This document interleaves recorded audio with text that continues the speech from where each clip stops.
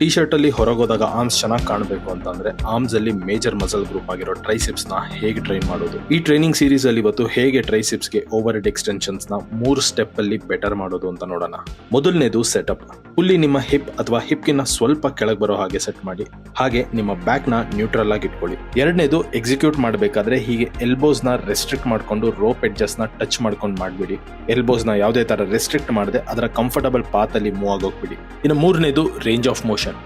Over head extensions ನ ಉದ್ದೇಶನೇ ನಿಮ್ಮ triceps ನ ಲೆಂತ್ ಅಂಡ್ ರೇಂಜ್ ಅಲ್ಲಿ ಲೋಡ್ ಮಾಡೋದು. ಆದ್ರೆ ಹೀಗೆ ಸ್ಟ್ರೆಚ್ ಮಾಡದೆ ಹಾಫ್ ರೆಪ್ಸ್ ಮಾಡೋದ್ರಿಂದ ಯೂಸ್ ಆಗಲ್ಲ. ಬದಲಿಗೆ ಎಷ್ಟಾಗುತ್ತೆ ಅಷ್ಟು ಎಕ್ಸೆಂಟ್ರಿಕ್ ಅಂದ್ರೆ ಸ್ಟ್ರೆಚ್ ರೇಂಜ್ ಅಲ್ಲಿ ಲೋಡ್ ಮಾಡಿ. ಇನ್ನು ಕೊನೆಯದಾಗಿ ಒಂದು ಬೋನಸ್ ಸ್ಟೆಪ್. ಈ ರೋಪ್ ಎಕ್ಸ್ಟೆನ್ಷನ್ ಮಾಡಬೇಕಾದ್ರೆ ನೀವು ಯುದ್ಧದಲ್ಲಿದ್ದು 2 ಕತ್ತಿನ ಹಿಂದೆಯಿಂದ ತೆಗಿಯೋ ಹಾಗೆ ಇರಬೇಕು. ಒಂದೇ ಕತ್ತಿ ಇದ್ರೆ ಏನ್ ಮಾಡೋದು ಅಂತೀರಾ?